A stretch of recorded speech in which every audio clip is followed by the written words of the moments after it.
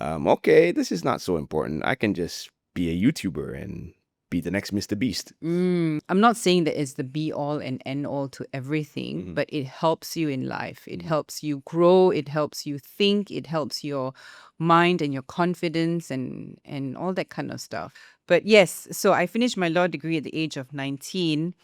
And then I decided to pursue modeling full time. So degree in hand, modeling.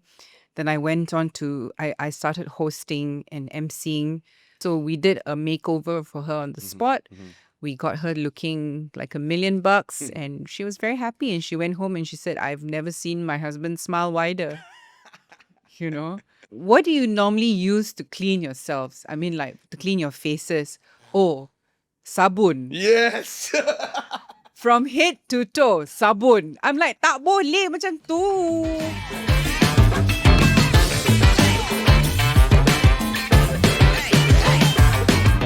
Assalamualaikum dan terima kasih kerana terus setia bersama kami dalam We Hear You, kembali bersama satu lagi episod di mana kami bawakan seorang tokoh untuk membawakan pengertian yang lebih berkaitan dengan kepimpinan wanita dan juga apakah maksud di sebalik kejayaan beliau dalam industri yang pelbagai sebenarnya. Jadi tanpa membuang masa lagi, kita terus saja bersama dengan tetamu saya untuk episod kali ini, Datin Elaine Daly. How are you, Datin? Welcome to the show and thank you for joining us. Good, thank you. Thank you for having me. So you have multiple hats and you've had multiple careers across a span of... Women multitask, right? Yes, you do. Yes, you do. Normally men take time to do that, but women, you're from the get-go multitasking in nature. So let's go back a bit to your early days. Well, I want to cover your educational background because it's in law. And before that, you were like a stellar student.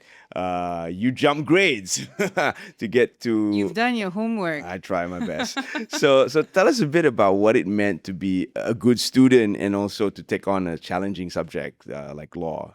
I don't think I was particularly a great student, but back in the day, I think jumping and skipping grades was allowed, and if you did reasonably well, you would Being have modest there. you would have the opportunity to kind of like jump lah, But so I finished my SPM when I was 15, and the world was my oyster, and I decided to embark on the legal journey because I've always been in the debating society in school. I've always championed justice and things like that around me. So Even at 15. kind of lah, I mean debating and having rights and everything. I mean, I was blessed enough to be in a pretty good school, and but it was very small numbers, and I was like the only girl in class with 14 other boys. So I had to fend for myself, stand up for myself, when paper aeroplanes were flying here and there and everything.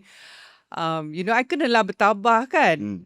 So, that kind of led me to it. And then, every time, we had debates and stuff, I would participate in it. So hence, law was a natural progression for me. It's something that I really enjoyed studying, and it basically, gave me a very good background till today. I mean, I practice it in whatever I do, whether it's reading contracts or, knowing my rights as a individual. I think that has helped me big time. The reason I asked that question is because a lot of people today, it's all about the celebrity culture. You want to get famous as soon as possible. And education, that paper qualification, sometimes kind of falls by the wayside. So what is your thought on that as a lot of younger individuals today kind of decide, okay, this is not so important. I can just be a YouTuber and be the next Mr. Beast. But I mean, the thing is, with social media and influencers and everything, there is a shelf life. Like even as a model, I mean, I modeled from the time I was 14, and I can't be running on the runway. I mean, walking on the runway today, right? Competing with, kids who are like teenagers or 20-something-year-olds. So they have a shelf life. And I think what is really important is having an education. Mm-hmm. Mm-hmm. The amount of respect you have from other people. I think, when you have an education, it's also very important. I'm not saying that it's the be all and end all to everything, Mhm. but it helps you in life. It Mhm. helps you grow. It helps you think. It helps your mind and your confidence and all that kind of stuff. Yeah. Did you ever practice the subject that you were so passionate about studying? So what happened was, just to take you back a little bit, I got my law degree at the age of 19. I did everything in Malaysia, external of Uni of London, mainly because I was the only child and my parents didn't want me to go further than, I don't know, PJ for them. Oh dear. Okay. So I ended up studying here, which those my friends who went to the UK in order to read law, we come back with the same degree. So Yes, it exactly. doesn't matter for those of you out there who think that I need to go abroad to get a good education, that's not true. You can get a pretty good education here as well. But yes, so I finished my law degree at the age of 19. Um, and then I decided to pursue modeling full time. So, degree in hand, modeling. Then I went on I started hosting and emceeing. Um, and then at the age of 30, um, which was just 2 years ago, Okay. just Yes. joking, just joking. No, I said I wanted to be called to the bar. Mm. So what I did was, I stopped all my career in the entertainment line for Mhm. 9 months, Mhm. and I chambered.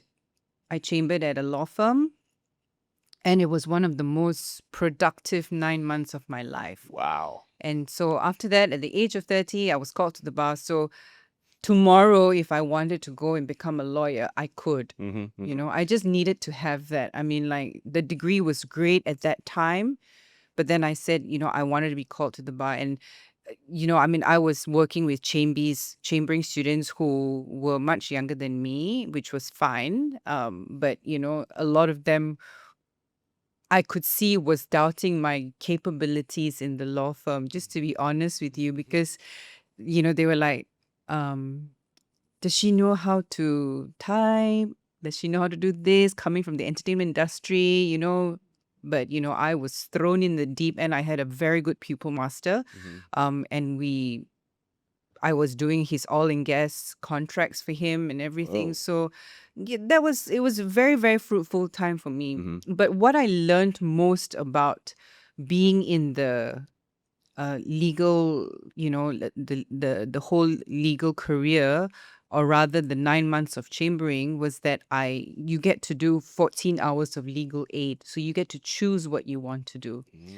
So I chose the prisons clinic. So I went to prison, um, in Kajang and in Sungai Buloh, every Tuesday, to give free legal representation to inmates. And that was eye-opening for me. And I think that everyone should do something like that. I mean, like, why criminals commit the crimes that they do, why, where are their family members? Why did they commit the crimes? Are they aware of their legal rights? Things like that. So it was very beneficial for me. I really enjoyed my tenure at the law firm. No, things have evolved. I mean, when I was studying law, I remember horror stories from chambering students being passed down through the grapevine, saying that, we were just making coffee and running errands for the lawyers, barely getting any actual Oh, legal. I did a lot of work. I did a lot of work, and I chose to do a lot of work. I mean, I could have just opted to make coffee and Okay, so it was a choice clock to in be and clock productive. out. But I mean, I was older as well, and this, mind you, was about almost 20 years ago. Hmm. So it was at that point in time in my life where, I mean, I think as a person I evolve, and that's always been the case for me about what's next. So at 30, I said, I need to be All called to the right. bar, So I think go to there are a prison, lot of people like you go to who prison. go to prison. So, yeah, you got your degree and you haven't completed those last two steps like CLP and the chambering, Yeah. which is Actually, something. CLP, I finished it when I was Oh, that 19, that's but another. that's a big, yeah, that's a big question. Like, That is, oh my gosh, that's it was actually the exam for the CLP exam wasn't tough. It's just whether you could pass it, whether you would pass. I don't know whether they still have the quota system or not. I don't think so. Not anymore, as far as I know. But Okay. it's still 12 subjects cramped into 9 months. Yeah. So It was nuts. that on its own is crazy. Yeah. So that's your legal journey. Will you ever go back to the legal world anytime soon, or is that something still? I don't know. I mean, with what I'm doing now, which I'll get to later, I mean, I get to practice a lot of my law as well, especially where perusing contracts are concerned. So I'll tell you a little bit about that later. All right. So now let's get into the fun stuff. Showbiz. Showbiz. How did that yes. happen? Besides Um, modeling and then. I've always been interested in showbiz, in the entertainment industry, modeling, and I got scouted by this lady who worked for Datuk Yasmin Yusof. In Datuk Yasmin Yusof at that time, she had this agency called Image CE. So I was 15 back then, and they said, "Why don't you come in to do some test shoots and everything?" So I went in, and then it all happened from there. I managed to secure myself some jobs, and I think I was taught independence at a very young age. Mom and dad, I'm the only child. They were very protective over me.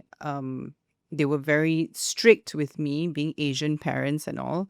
But they saw the benefits of what I was doing. As long as my dad could send me to shoots, Okay. as long as they were around, they knew exactly what I was doing. No partying here, partying there, and they saw me bringing back um, pocket money for myself. So at the age of 15, I really didn't have to go to mom and dad every week and say, "Can I borrow money?" or "Can I have money? I want to buy baju," or whatever it is, So I learned in financial independence at a very young age. Yeah. And so from the modeling, you progressed into hosting and emceeing and all that. How did those doors open for you? Was it like an audition that you went to, or was it? No, funnily enough, I was supposed to host just interview. It was a music competition, and I was just supposed to interview the band members backstage, and this was a very not it wasn't like a big scale production. It was a very small thing. But last minute the MC pulled out. So I was kind of like thrown into it, which then it all took off. I really enjoyed I enjoy emceeing, I enjoy hosting, and I still do till today. I don't do that very many, but I still do. And yeah, it's brought me to where I am today. It's given me a good career. It's brought in good financial independence for me as well. So I managed to buy the things that I wanted to buy, invest in the stuff that I wanted to invest in. So yeah. So from your early days and your early time in showbiz as well as the legal education, what kind of takeaways can you share with female entrepreneurs who are watching the show right now, especially women who are considering getting into business or considering doing something or other for themselves, but feel they're not ready? What's your advice? Mm, I think I also still need that advice till today. Oh, wow. But from experience, I would say, as cliche as it sounds, you just have to just do it. There's no, I mean, of course, you got to believe in yourself and you've got to have the confidence and you've got to, do all that. But, it doesn't measure up to actually stepping into the box and actually just doing it. Mm-hmm. Mm-hmm. So, if you believe strongly in something, don't think like 100 times about it. Just do it. At the end of the day, what have you got to lose? As long as it's legal, it's proper, it's above board, just do it. Mm-hmm. Yeah. Just got to have that guts lah. Hmm.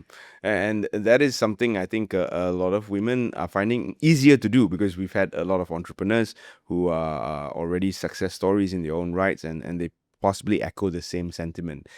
So which part of showbiz did you enjoy the most? Was it the emceeing? Was it the hosting? Was it the Um, runway? I wasn't a model for very long because I progressed into emceeing and hosting, but then I started acting as well. Ah, yeah. So acting to me, I started off doing theater. I went to the actor studio. Joe Hasham was my teacher, Joe Hasham and Farida American, and I did an acting course with them. And yeah, and for me, it's always about learning, right? And every theater production that I went into was a learning process for me. Hmm. Yeah.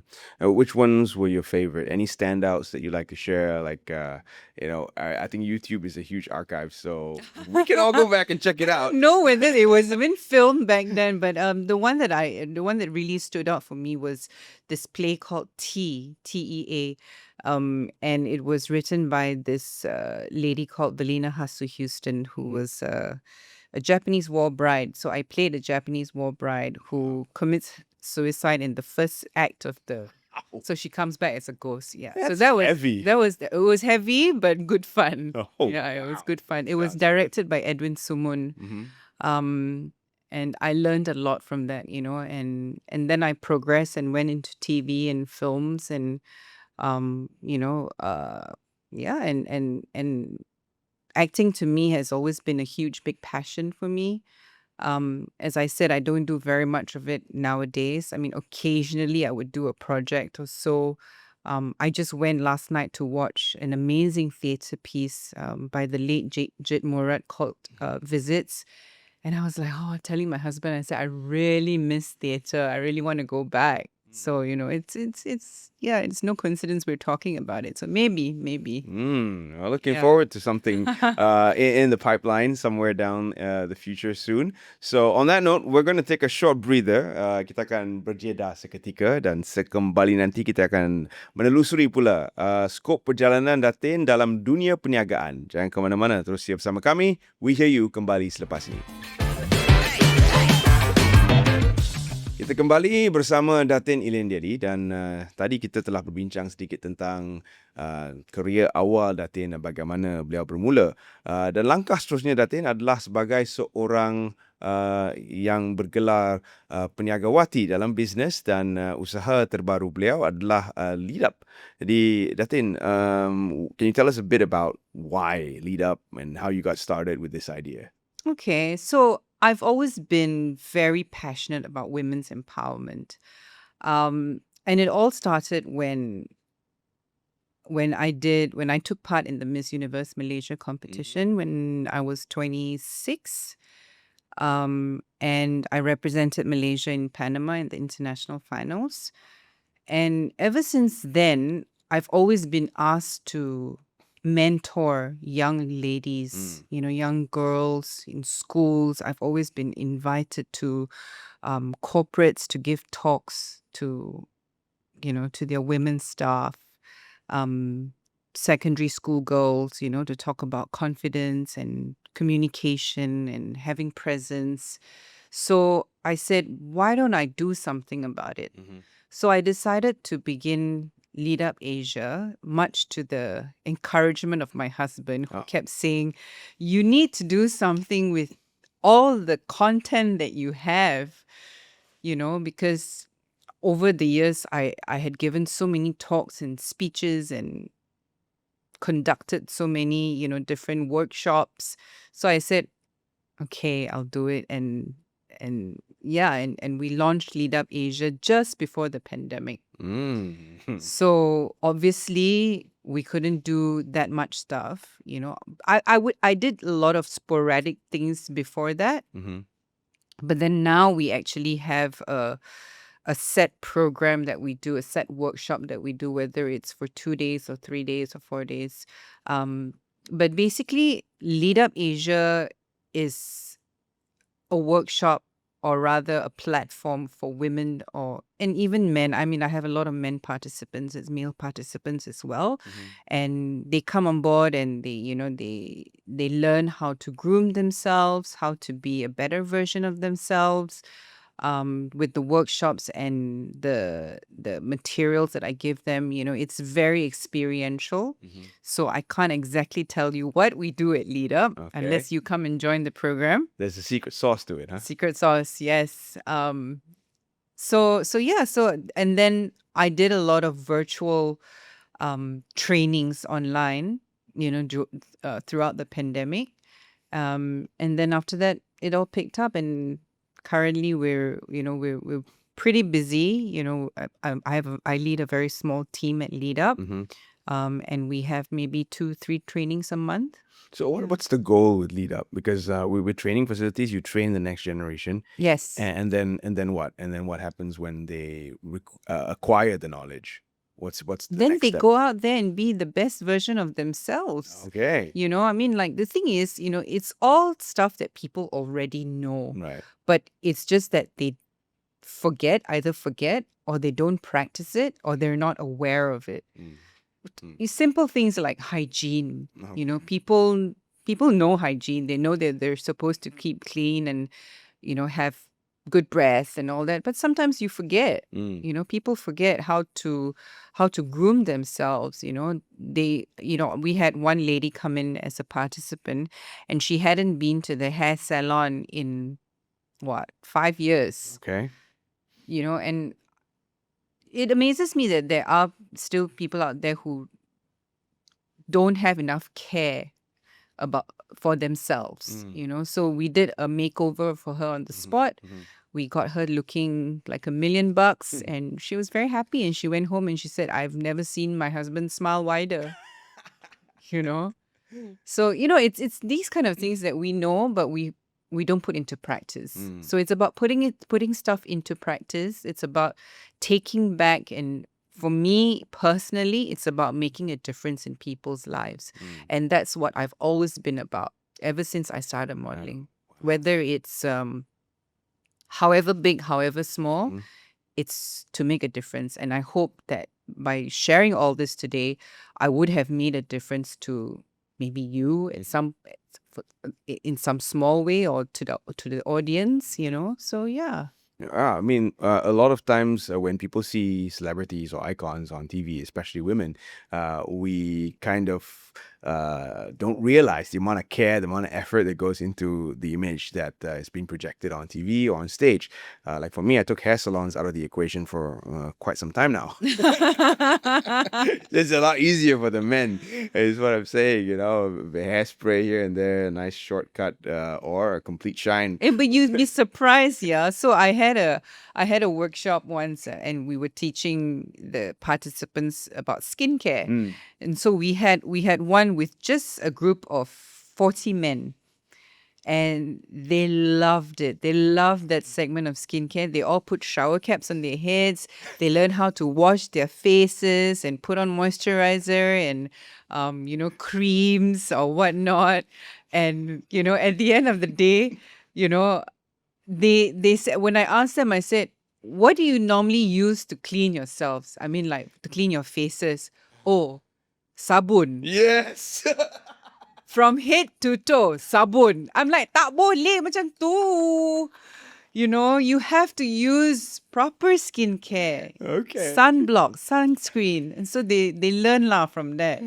My idea of exfoliating has been shaving every day. Cannot lah. Exfoliation. You want to look handsome and young forever, right? Yeah. Okay lah, yeah, I gotta invest a bit in that. Yes. So there you go, guys out there, especially our crew in the back of the cameras here chuckling. They're all putting on creams all now. They're automatically getting product line. Yeah. It is quite an interesting dynamic, because today I think a lot of men are paying attention to their skincare line. Yes. There's entire like skincare brands which focus on men. Yes, absolutely. So it is changing that dynamic of how products are being marketed. But do you think generally anyone who wants to be in the industry today has faced a lot more challenges and a lot more competition?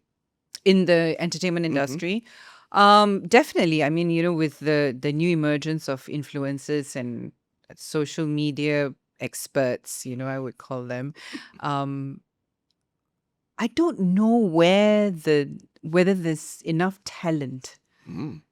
because production houses, nowadays, from what I hear, I mean, I haven't experienced this on hand, but from what I hear, they would ask them, how many followers does this particular person have before I hire this person? Because obviously they want the ratings to go up. Okay, They okay. want the show to be popular, the movie to be popular. So there needs to be it needs to go back to talent. How much talent and how much you're willing to work for it. Mm, mm. I think it's very easy these days. You post a couple of stuff on Instagram, whatever, and I mean, and at the end of the day, you get paid for it, right? So there's like, Mm. oh, this is easy money, but how long will it last? Right, right. As I said in the beginning, there's a shelf life to it. Like as a model, I knew that there was going to be a shelf life to what I did. I was not prepared to compete with girls, 10 years younger than me. Mm-hmm. So I progressed. I said, let me go into acting and hosting, and it paid better as well. I mean, models in Malaysia don't get paid very well, and they still don't. And I think it's the same for actors. They still don't get paid Because there are no residuals. super well. No, Exactly. So, I think my advice to those who want to be in the industry is to know your worth, to make sure you study properly, to make sure that you know what you're getting yourself into is not stuck at just posting stuff. Oh, I'm in this movie, or Yep. I'm doing that. And you're and acting is a professional career. Mm-hmm. Yeah. But I also think that in lead up, perhaps you do this, the financial aspect of it, of Mm-hmm. how to ground yourself, because as a talent Yes. in Malaysia, you're a freelancer. Yes. And you kena jaga diri sendiri. Absolutely. So what's that been for you? Like, as I mean, I faced a similar sort of situation a while back when I first started, juggling the fact that no one's looking out for you. You don't have a pension package, or you don't even have health benefits along the line. You have to plan that out for yourself based on Yeah. the income you receive. And I had to do that from the very onset. As I mentioned, I was already very financially independent from the age of 15, 16. And I hired someone to do my accounts for me. Mm. Maybe not that young, but, in my early 20s. I started my own company called Daily Trading Sendirian Berhad at a very young age. So I made sure that I was paid my EPF and SOXO and everything. Nice, nice. So yeah, so it's not easy being a freelancer because you don't know when your next job is going to come in. Yes. So you got to plan your finances, I mean, whether it's paying rent or your car installments or whatever or not, you've got to plan. You've got to make sure that you plan and save a penny or two for a rainy day. So I think at the end of it all, it's knowing what you have and how you spend it, and don't overspend. A lot of people do that. At one point I made the mistake, and I'm my husband always says, you're a very generous person and you like to, spend on other people and food and this and that. But then, are you saving enough? So I'm like, okay. Yes. I need to slow down. Yeah, and in today's world, it's all about the gram. People like to Yeah. splurge and show off what they don't have, maybe. So what's your thought on that? Because that is also part of the celebrity culture today. Yeah. So I think where Instagram is concerned, it can be very you've got to be mindful, I think, and I don't think a lot of young people, they understand that, but what they look at, they're like, oh, so lucky, this person gets to travel here, travel there, go on a private jet, pakai all the branded stuff and everything. But, most of the time when I actually see these people, they're not the happiest people around. No. Money doesn't make you happy, okay? At the end of the day, it's essential. It helps in every sense of the word, especially if you're living in a city like KL, or wherever money is important, but it's not the be all and end all.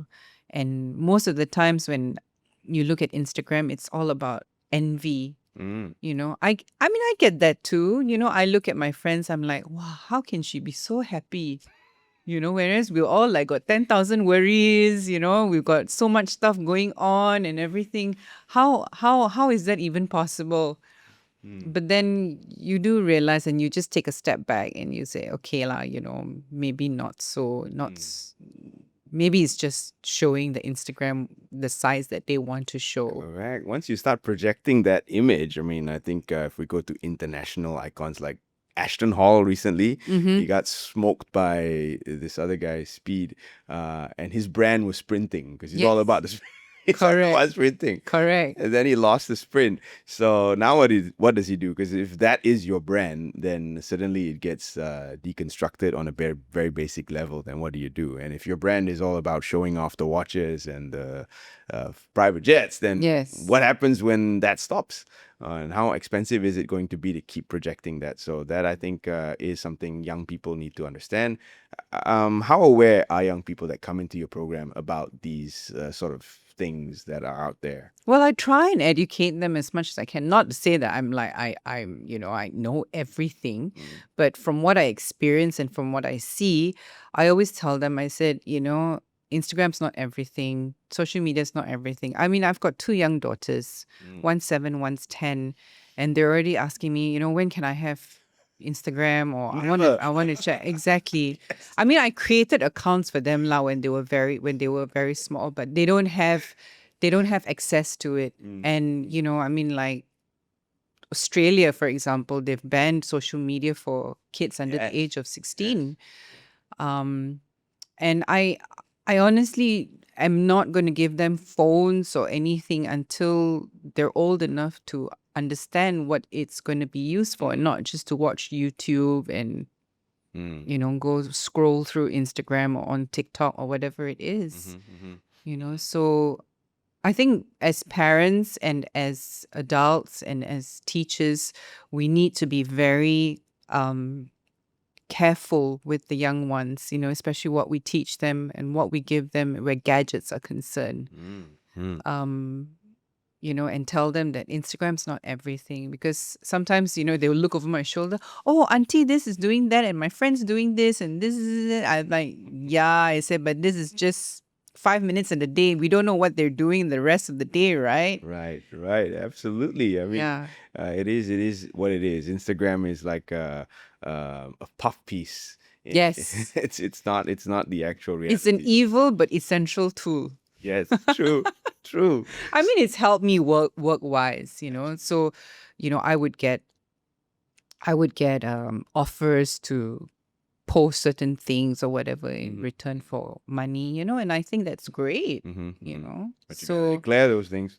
sorry? You gotta declare those things like paid partnerships and all that. Of course. And recently, I mean, Disney just invited us for a trip to Bali for the launch of Lilo and Stitch, which is a kids program for Disney, and it was great. I mean, we got a trip, and my kids loved it, and my husband and I enjoyed it, and all I needed to do was post a couple of reels, which is fine. There you go. I mean, that is one way. There's a great plus point to it, So all this is part of your content when you build people up through Lead Up.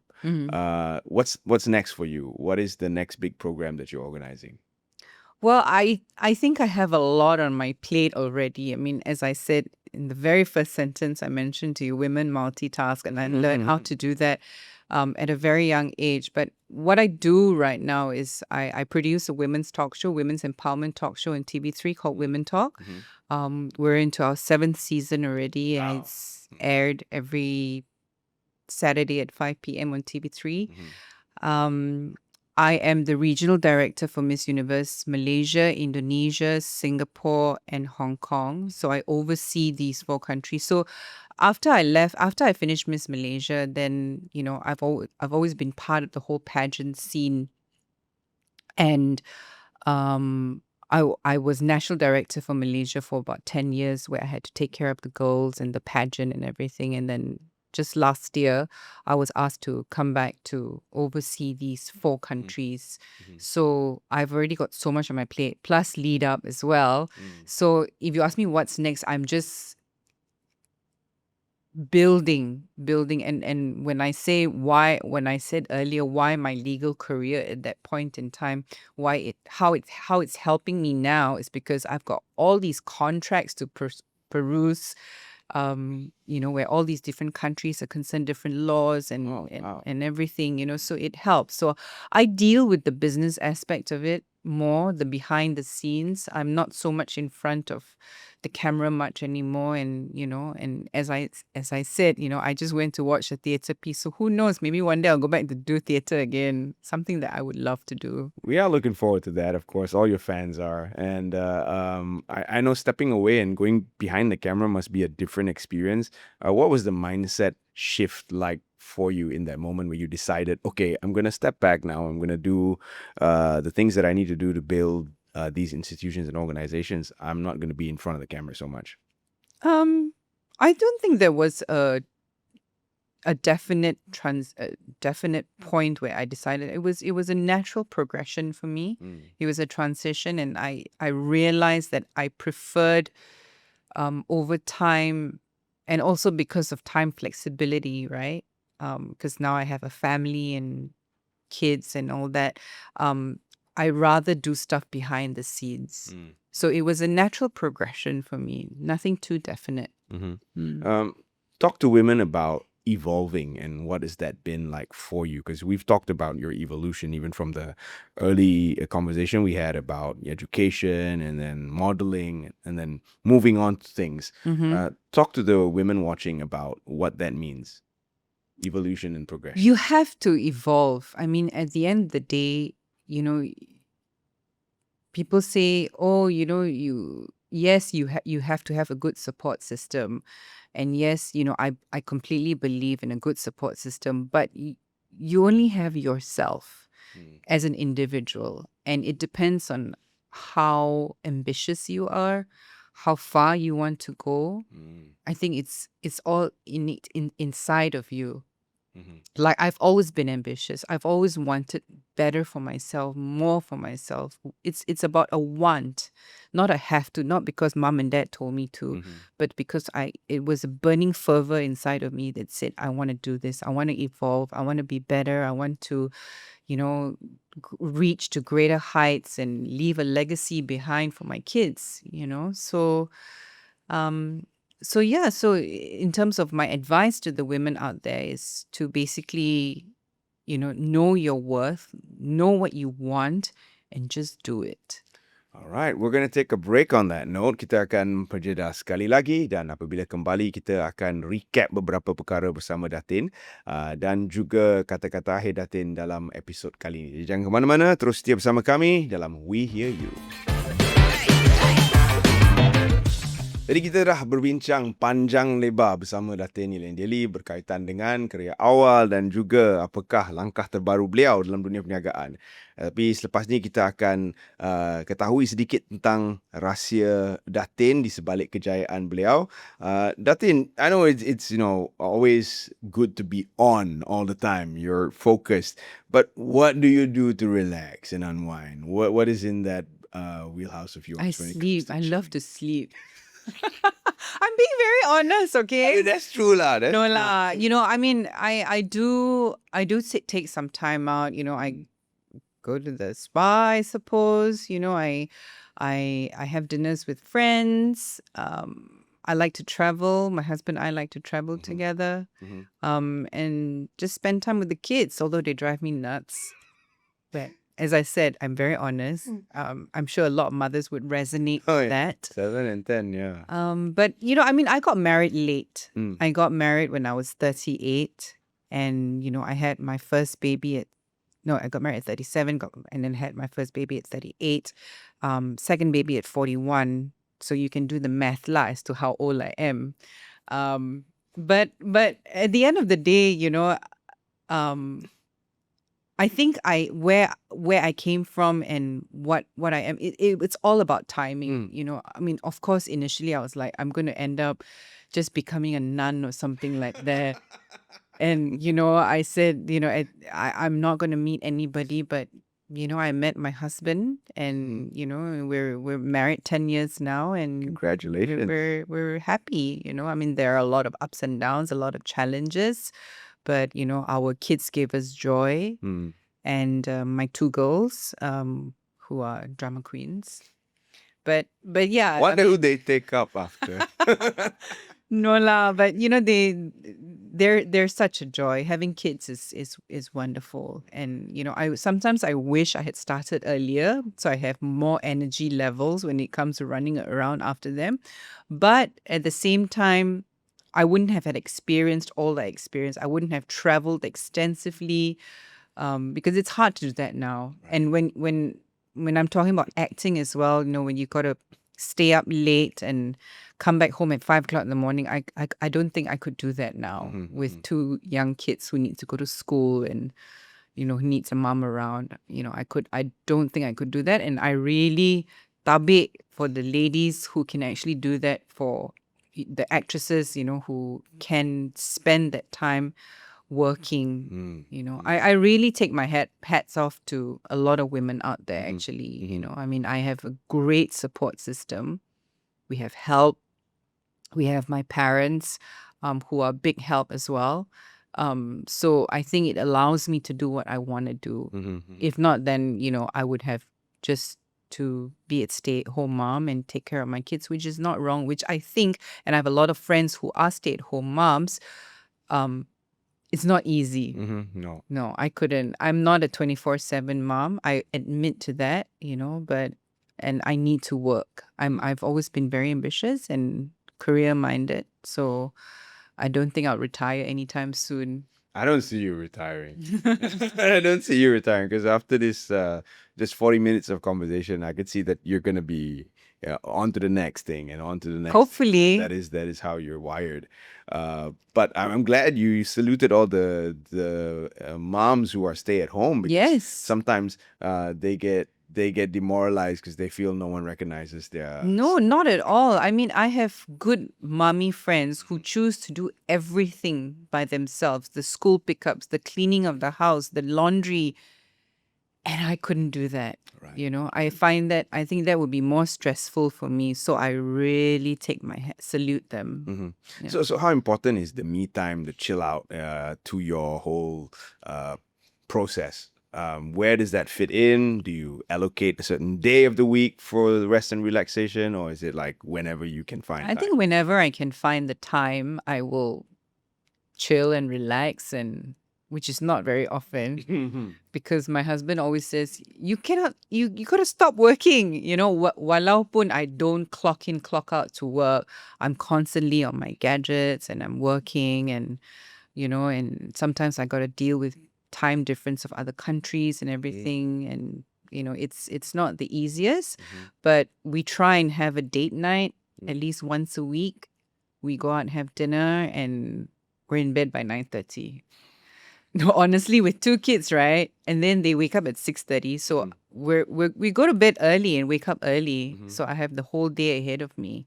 Occasionally, like last night, we went to watch a theatre play, and that was fun. So little bits and bobs here and there, nothing too major, nothing like, oh, I'm just going to take the weekend off and go to a resort. We need a lot of planning for stuff like that. So in the early part of the conversation, you have given a lot of advice to women.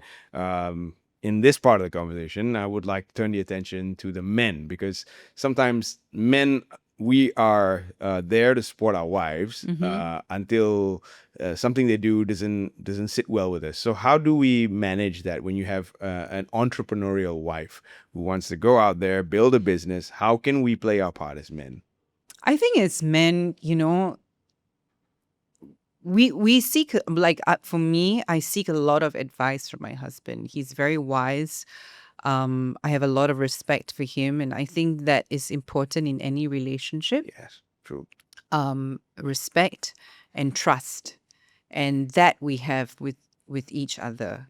So I think for the men out there, sometimes we don't want to be told what to do. We just want a hand to hold.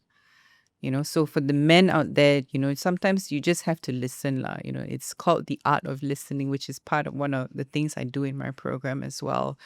To listen, and not to listen to the wife membebel lah, but more, I know I can see the smile on your face, but more of like, if she's having a bad day or a hard day, just to listen to her for a little bit.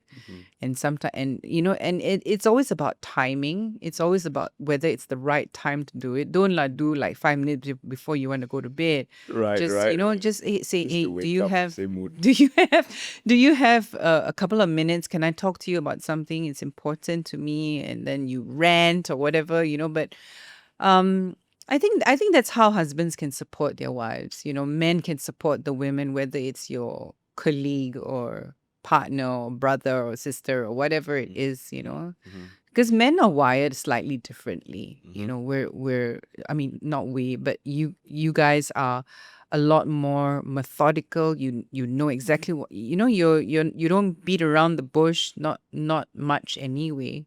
So sometimes we just need to hear it as it is. Yeah. Yes, that's true. Men are like that. We try to be as direct as possible, especially with our shopping and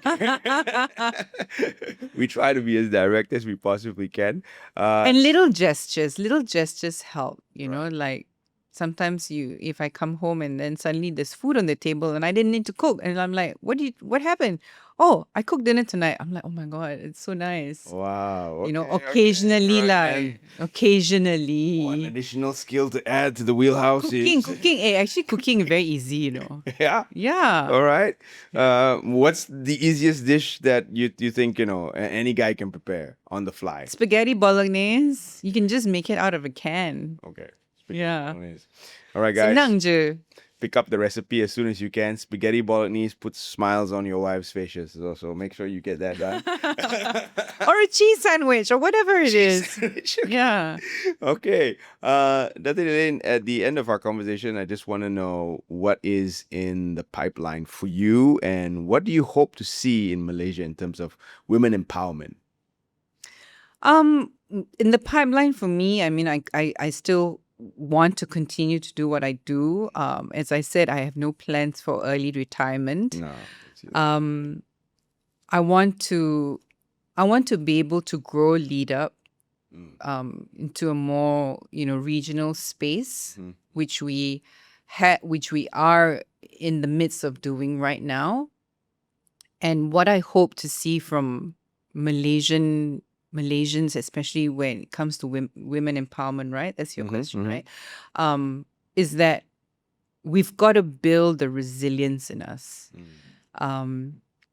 It's not easy. I have days where I just break down and cry, and it's normal, to have bad days, and I think people need to realize that not every day is going to be a good day, but you still have to pick up yourself, suck it up, and just do it.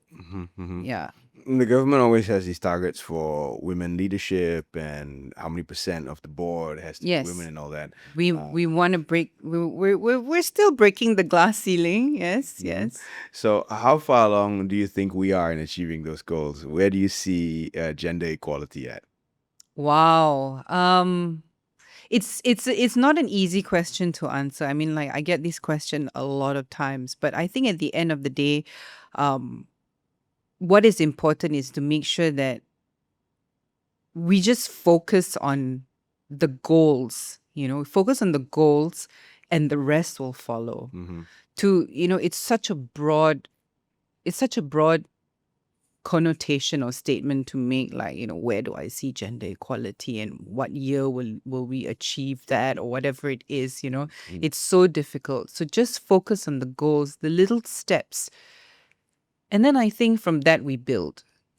You know, it's about having confidence. It's about communicating right. I think a lot of people they forget to communicate with each other, especially now with gadgets and everything, Oh, yeah. right? It's about face-to-face communication. It's about knowing your worth as women, um, studying hard, studying hard to achieve these goals that you want to achieve without just saying, "Oh, I want to break the glass ceiling," you know. So I'm still in the midst of doing that. I'm still learning. Oh, you're definitely breaking ceiling after ceiling. Slowly lah. Congratulations to you on your amazing career. Thank you. And we're looking forward to watching those moments of you as a Japanese ghost on YouTube. I think we should find it. Thank you for sitting Thank down you. with us for this hour of conversation. And we appreciate that strongly. I hope all the women entrepreneurs out there, kepada anda yang telah pun bergelar usahawan dan usahawati, sudah pasti anda mendapat banyak manfaat daripada perbincangan tadi. Dan dengan itu, kita ucapkan terima kasih kepada Datin Elaine Daly kerana sudi bersama kami dalam Terima We Hear kasih. You. Dan kita akan sambung episod yang seterusnya untuk musim kali ini. Nantikan, jadi teruskan sokongan anda kepada kami, berikan komen di ruangan komen dan teruskan share di semua platform social media ataupun media sosial anda. Terima kasih sekali lagi kerana semua sokongan diberikan sepanjang siaran We Hear You, dan kita akan jumpa lagi dalam episod seterusnya. Saya Terence Das.